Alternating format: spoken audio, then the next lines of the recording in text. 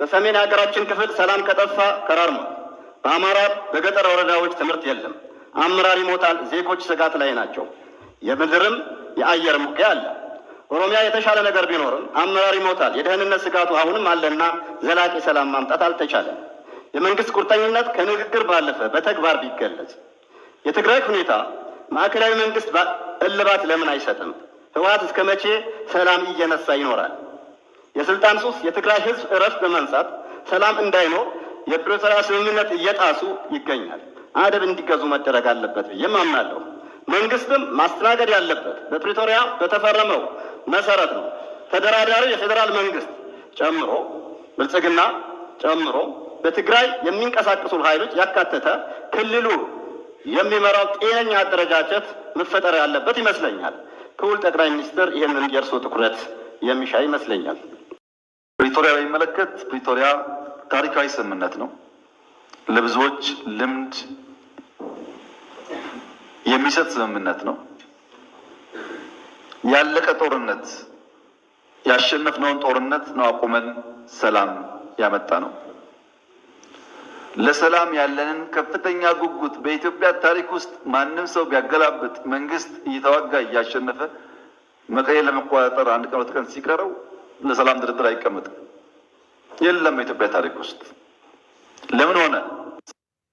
ሂደት ውስጥ በቀሩት 5ም 10ም 20ም ሰው የሚሞት ከሆነ ወገን ነው የሚሞተውና ያ መቅረቱ ጠቃሚ ስለሆነ ነው ድርድሩ ያስፈለገው። ድርድሩም በጣም ከፍተኛ ጠቀሜታዎች አምጥቷል። ባለፉት 2 ዓመታት ምንም አይነት ውጊያ አልነበረም። ትልቅ ነገር ነው። የትግራይ ህዝብ በውጊያው ጊዜ ሰርቪስ አያገኝም። መብራት አልነበረውም። ባንክ ሰርቪስ አያገኝም። ትራንስፖርት ሰርቪስ አያገኝም። በርካታ ችግሮች ነበሩት። መንግስት እንደ መንግስት ፈርሷል።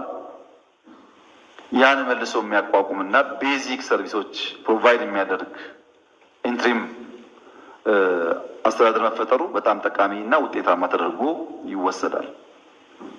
ያም ሆኖ በስምምነቱ መሰረት የሚጠበቁ በበቂ ያልተፈጸሙ ጉዳዮች አሉ። አንዱ ዲዲአር ነው። የተወሰነ ሙከራዎች ቢኖሩም ዲዲአር በተሟላ መንገድ አልተፈጸመም። ዲዲአር አለመፈጸሙ ፕራይመሪሊ የሚጎዳው የትግራይ ህዝብን ነው። ማስተማር፣ መቆፈር፣ አገር ማልማት የሚችሉ ወጣቶች በወታደር ስም ተቀምጠው ለትግራይ ክልል የሚሄደውን በጀት እንዳለ ለቀለብ የሚያውሉት ከሆነ ትግራይ ውስጥ ልማት አይመጣም ማለት ነው። በቢሊዮን የሚቆጠር ገንዘብ ነው ለነዚህ ሰዎች የሚውለው በየዓመቱ በየወሩ። ያ ገንዘብ ለልማት ቢውል በርካታ ጠቀሜታ ሊያመጣ ይችላልና ዲዲአሩ ለአጠቃላይ ሰላም ብቻ ሳይሆን ለትግራይ ህዝብ ተጠቃሚ ስለሚያደርግ በተሟላ መንገድ መፈጸም ይኖርበታል። የተፈናቀሉ በሚመለከት በራያ እና በጸለምት ጥሩ ስራ ተሰርቷል። በወልቃይት አካባቢ የተጀመሩ ጉዳዮች በተፈለገው ደረጃ አልሄዱም። አሁን በእኛ በኩል ማስተላለፍ የምንፈልገው መልእክት የፌዴራል መንግስት ከነገ ጀምሮም ቢሆን የተፈናቀሉ ሰዎች ለመመለስ ዝግጁ ነው። በዚያ ሳይድ በቂ ትብብር ከተደረገልን ፍላጎታችን ዜጎች ወደ መንደራቸው ሄደው የተለመደው ህይወታቸውን እንዲመሩ ነው። ያ እንዳይሆን እያደረገ ያለው ሂዩማኒቲ እና ፖለቲክስ በጣም ተቀላቅሏል። በተፈናቀሉ ሰዎች ላይ የሚሰራ ፖለቲካ ጉዳት አለው። ይህን ከፖለቲካ ነጥለን እንደ ሰው ዜጎች ናቸው የሚጎዱ ብለን በትብብር መንፈስ ወደ ነበሩበት ቢመለሱ ኢትዮጵያ በጣም ሰፊ ቦታ ስላላት አሳሳቢ አይደለም። ከዚያ በኋላ የሚከተሉ ጉዳዮች ደግሞ በድርድር በውይይት እንዲፈጸሙ ማድረግ ይቻላል። ባለፉት 2 ዓመታት በፕሬዝዳንት ጌታቸው ረዳ በምክትል ፕሬዝዳንት ታደሰ ወረደና ጻድቃን ገብረትንሳኤ የሚመራው አድሚኒስትሬሽን 2 ዓመት ተጨማሪ ጦርነት እንዳይፈጠር 2 ዓመት ያሉ ጥያቄዎች በንግግር እንዲመለሱ ከፍተኛ ጥረት አድርገዋል። ምንም እንኳን ቀድሞ በነበረው ውጊያ ብንወቅሳቸውም ላለፉት 2 ዓመታት በሰጡት አመራር ግን ማድነቅ ማመስገን እንፈልጋለን። ተጨማሪ ውጊያ እንዳይነሳ ሙከራ አድርገዋል። ጥሩ ነገር ነው እሱ። ያ የሰጠናቸው የ2 ዓመት ጊዜ አልቋል። አሁን ስላለቀ የህግ ማሻሻያ የሚፈልግ ጉዳይ አለ። ተጨማሪ ጊዜ ስለሚጠይቅ ህግ መሻሻል አለበት። ህግ ሲሻሻል ደግሞ እስካሁን የነበረው አፈጻጸም መገምገም አለበት። ተገምግሞ መጠነኛ ለውጥ ተደርጎ የፕሪቶሪያን ስምምነት በሚያከብር መንገድ ኢንትሪም አድሚኒስትሬሽኑ እስከሚቀጥለው ምርጫ ድረስ ስራውን እየሰራ ህዝቡን ለምርጫ ማዘጋጀትና ህዝቡን የስልጣን ባለቤት የማድረጉን ፕሮሰስ ማረጋገጥ ይጠበቅበታል። ይህን ለማድረግ ፕሬዝዳንት ጌታቸው እና ምክትል ፕሬዝዳንት ታደሰ ወረደ እንዲሁም ጻድቃን ገብረትንሳኤ ጋር ልዩ ልዩ ውይይቶች ስናደርግ ቆይተን የተለያዩ ፕሮፖዛሎች ቀርበዋል። ከነሱ በተጨማሪ ከፓርቲዎች ጋር ከቲፒኤልኤፍም ከሌሎች ፓርቲዎች ጋር ንግግሮች እያደረግን ነው። በዚህ ንግግር መሰረት ህግ አሻችለን ለሚቀጥለው 1 ዓመት መጠነኛ ማሻሻያ አድርገን ኢንትሪም አድሚኒስትሬሽን ይቀጥላል የሚል እምነት ነው በእኛ በኩል ያለው። ሲቀጥል በግለሰቦች ደረጃ ለውጥ ሊካሄድ ይችላል። ግለሰቦች ሊቀያየሩ ይችላሉ። የነበረው ስራ ተገምግሞ በጠንካራ ጎናቸው ተሞግሰው በደካማ ጎናቸው ተወቅሰው የሚቀያየሩ ግለሰቦች ሊኖሩ ይችላሉ። የትግራይ ህዝብ ጦርነት እንደማይፈልግ እኔም ሳወያያቸው በልዩ ልዩ መንገድ ገልጸዋል። ጦርነት ለትግራይ ከእንግዲህ አያስፈልግም። ማንኛውም ጉዳይ ካለ በንግግር በውይይት መፍታት ይቻላል። ትግራይ መላ ኢትዮጵያ ጦርነት አይፈልግም፣ አይፈጠርም ብዬም ተስፋ አደርጋለሁ። አልፎ አልፎ በግለሰቦች ደረጃ መከላከያ በአማራና በኦሮሚያ ተበትኗል፣ ተወጥሯል እና ጊዜው አሁን ነው ብለው የሚያስቡ ግለሰቦች እንዳሉ እንሰማለን። ምክሬ አይመስለኝም፣ አያዋጣም፣ ተውት ነው። እንደዛ አይመስለኝም፣ አያዋጣም፣ ድሮም አላዋጣም፣ አሁንም አያዋጣም። የሚያዋጣው መነጋገር ብቻ ነው። በንግግር ውስጥ ይመለሳል። በእኛ በኩል ነገር ማጋጋል ብንፈልግ ፍላጎታችን ጦርነት ጨማቂዎች ብንሆን ኖሮ በቂ ምክንያቶች ነበሩ፣ ግን አንፈልግም።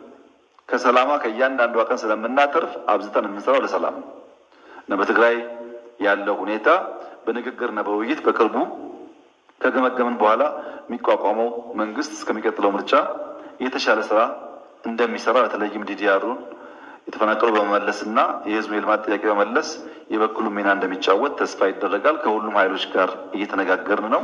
ስናጠቃልል በሚቀጥሉት ጊዜያት ለህዝብ የሚገለጽ ይሆናል። ቡድን በኩል ያሉት አንደኛው እንግዲህ ጀነራል ታደሰ ወረደ ናቸው። በምሁራን ቡድን በኩል ያሉት ጀነራል ጻድቃን ናቸው። እንደምናየው እንደምንረዳው ከአቶ ጌታቸው ረዳ በላይ ደግሞ ጀነራል ጻድቃን ላይ የመረረ ተቃውሞና ጥላቻ በዚህ ይሄ ምንድነው ኋላ ቀር በሚባለው ቡድን እና እሱም በሚከተሉ ታጣቂዎች በኩል ስላለ ታጣቂዎች ሳይሆን ታጣቂ አዛዦች። ስለዚህ የምሁራኑን ወክለው ትግራይ ጊዜ አስተዳደር ውስጥ ያሉት ጀነራል ጻድቃን የሚታሰብ ነገር አይደለም። እንዳልኩት የመጀመሪያ አቶ ጌታቸው ላይ የሚሆነው ነገር በተጠናከረ መንገድ ጀነራል ጻድቃን ላይ ሊሆን ስለሚችል ያኛው ምድል በአብዛኛው ይሆናል ተብሎም አይታመንም። በሌላም በኩል አሁን ባለው ሁኔታ ውስጥ በተለይ ከይሄኛው ቡድን የታጣቂው ኃይል የበላይነቱን ትግራይ ውስጥ ቢያንስ አሁን ባለው ሁኔታ ውስጥ እያረጋገጠ በመጣበት ሁኔታ ውስጥ የፌዴራል መንግስት ገብቶ ነገሮችን እስካላስተካከለ ድረስ እነ ጀነራል ጻድቃንም ዋስትና ይሰማቸዋል ተብሎ ቢታመን ነገር አይደለም። ስለዚህ ትግራይ ውስጥ የሚፈጠረው ነገር እና አቶ ጌታቸውን ወይ ደግሞ ጀነራል ጻድቃንን ስልጣን ላይ ማውጣቱ ድል አሁን ባለው ሁኔታ ውስጥ ለመንግስትም የሚጠቅመው ነገር አይመስልም። ስለዚህ በነ ጀነራል ታደሰ በኩል ባለው በታጣቂዎቹ በኩል ያሉ ሰዎች ወይ ጀነራል ታደሰን ወይ ሌላ የታጣቂ አዛዥ አምጥቶ የክልሉ ፕሬዝዳንት የማድረግ እድል ሰፊ ይሆናል ተብሎ ይተመናል። ያ ደግሞ የሚፈጥረው ነገር ምንድን ነው?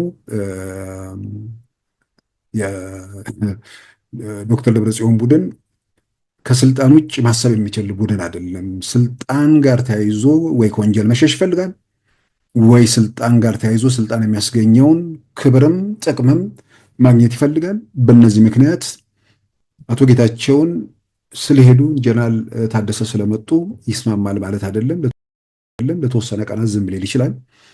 ለተወሰነ ቀናት ዝም የሚል እኮ አቶ ጌታቸው እኮ የትግራይ ክልል ጊዜ አስተዳደር ሆነው በተሾሙ እኮ በተወሰኑ ቀናት እኮ የአዲስ የካቢኔ ሲዋቀር እኮ ዶክተር ደብረጽዮን እኮ በጣም ደስተኛ ሆኖ መግለጫ ሲሰጡ አይተናል።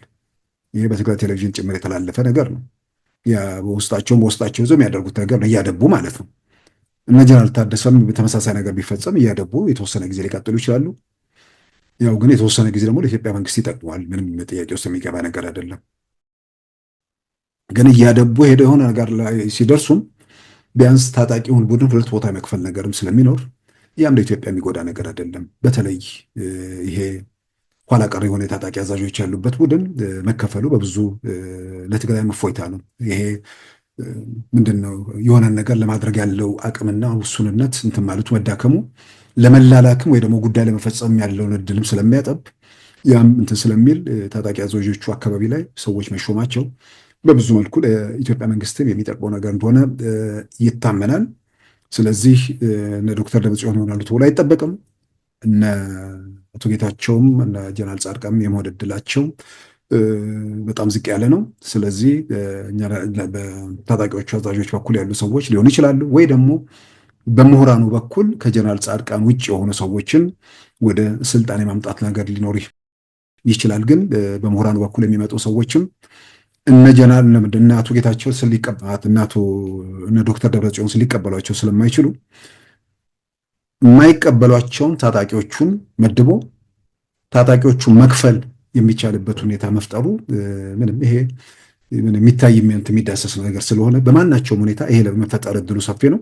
ስለዚህ በዛ መልክ መሄዱ በአብዛኛው ያግዛል። ያው መንግስት ነገሮችን በራሱ መንገድ እያየ እየመረመረ ደግሞ እንደሚጓዝም ይጠበቃል። ስለዚህ ጠቅላይ ሚኒስትር አብይ አህመድ በነገው ዕለት ለህዝብ ተወካዮች ምክር ቤት የሚያቀርቡት ከምክር ቤት አባላት ለሚነሱ ጥያቄዎች የሚሰጧቸው ምላሾችና ማብራሪያዎች እንግዲህ ምናልባት በአሁኑ ወቅት ከኢትዮጵያን ባሻገር በዓለም አቀፉ ማህበረሰብ አካባቢ ትኩረት የሚስብ ጉዳይ እንደሆነ ይታመናል። ይህን ትኩረት የሚስበው በዋናነት በትግራይ ውስጥ ከተፈጠረው ሁኔታ ጋር ተያይዞ በኤርትራና በኢትዮጵያ መካከል ያለውን ውጥረት ከፍተኛ ደረጃ ላይ በመድረሱ ይህንንም መሰረት አድርገው በርካታ የትንተና ጥናት ተቋማት ችግሩ ከሁለቱ ሀገራትና ከአካባቢ ባሻገር ዓለም አቀፍ ስጋት ሊሆን የሚችልበት ሁኔታ እንደሚመጣ በተለያየ መንገድ ትንተና እየጻፉ ባሉበት ወቅት በኢትዮጵያ መንግስት በኩል እስካሁን ድረስ በጉዳዩ ላይ ይህ ነው ተብሎ በዝርዝር የተሰጠ መግለጫ የለም። 355 ላይ በቀረበው ጊዜ አስተዳደር በፌደራል መንግስት ጣልቃ ገብነት የጊዜ አስተዳደር የሚቋቋምበት ሁኔታ ከተፈጠረ ያ የጊዜ አስተዳደር 2 ዓመት ሊቀጥል እንደሚችል እንዳስፈላጊነቱ በፌዴሬሽን ምክር ቤት ለተጨማሪ 6 ወራት ሊራዘም እንደሚችል የሚያመለክት ነው። ኢትዮጵያ ውስጥ ባለው ሁኔታ በተለይም የትግራይን ወቅታዊ ሁኔታ መሰረት አድርጎ በ6 ወራት ማራዘም ብቻ ችግሩ እንደማይፈታ ወይ ደግሞ ችግሩን መቅረፍ እንደማይቻል ግልጽ ነው። ትግራይ ውስጥ በራሱ ህወሓት የሚባለው ፓርቲ እንደ ህጋዊነቱ ማስመለስ ባልቻለበት ሁኔታ ውስጥ በ6 ወራት በኋላ ምርጫ ማድረግ የሚቻልበትም ሁኔታ ስለሌለም ተጨማሪ ጊዜያትን ማራዘም የግድ ስለሚል ያ የሚራዘመው ደግሞ ኢትዮጵያ ውስጥ አጠቃላይ ሀገራዊ ምርጫ እስኪካሄድ ድረስ የትግራይም በተመሳሳይ እስከ አጠቃላይ ሀገራዊ ምርጫው ድረስ በጊዜ አስተዳደርነት የመቀጠል እድሉ ሰፊ እንደሆነ ይታመናል። ስለዚህ ጊዜ አስተዳደሩን እነማን ይመሩታል የሚለውም ነገር ደግሞ አሁን አብሮ ተያይዞ የሚታይ ነገር ነው። በነገራችን ላይ በጊዜ አስተዳደሩ ብዙ ጊዜ የቲፒኤልኤፍ ሰዎች ወይ ደግሞ ህወሓት ጋር በግንኙነት ያላቸው ሰዎች አንዳንዴ ጊዜ አስተዳደሩን ጠቅላይ ሚኒስትሩ መሾማቸው ሲገርማቸው የደንቡ ላይ በግልጽ በተቀመጠው መሰረት የካቢኔው ሲዋቀር የሚዋቀረውን ካቢኔ በተመለከተ የሚሾመው ፕሬዚዳንት ከፌደራል መንግስቱ ጋር በመመካከር ነው። የካቢኔ አባላቱን ራሱ ማጸደቅ የሚገባው መመካከር አለበት። ስለዚህ የሚዋቀረውን ካቢኔን በተመለከተ የፌደራሉ መንግስቱ ይመለከተዋል ማለት ነው። ስለዚህ ያ በደንቡ ላይ በሚኒስትሮች ምክር ቤት ደንብ ላይ በግልጽ የተቀመጠ ነገር ነው። ስለዚህ ዋናዎቹ ተወዛጋቢዎቹ ህወሓት የሚባለው ቡድን ውስጥ ያሉ ኃይሎች አንድ ላይ ቆመው በጋራ እየሄዱ ስላልሆነ ወይ ሁለት ቦታ ተከፍሎም በይፋ ሁለት ፓርቲ መስርተው ወይ ደግሞ አንደኛው ህወሓትን ይዞ ሌላኛው ሌላ ስያሜ ይዞ መቀጠል የሚችልበት ሁኔታ እሱ ማረጋገጥም ያስፈልጋል። ይህ ሁኔታ እስካልተሟላ ድረስ ምርጫ ለማድረግ የሚያስችል ሁኔታ ትግራይ ውስጥ የለም። ስለዚህ የስልጣን ዘመኑ ቢያንስ ኢትዮጵያ ውስጥ ቀጣዩ ምርጫ እስከሚካሄድበት ጊዜ ድረስ ይራዘማል ተብሎ ይጠበቃልና ስለዚህ አዋጅ ቁጥር 359 ህዝባር 1995 የሚባለውን ማሻሻል አስፈላጊ እንደሆነ ከህግ ባለሙያዎች መረዳት ተችሏል። እንግዲህ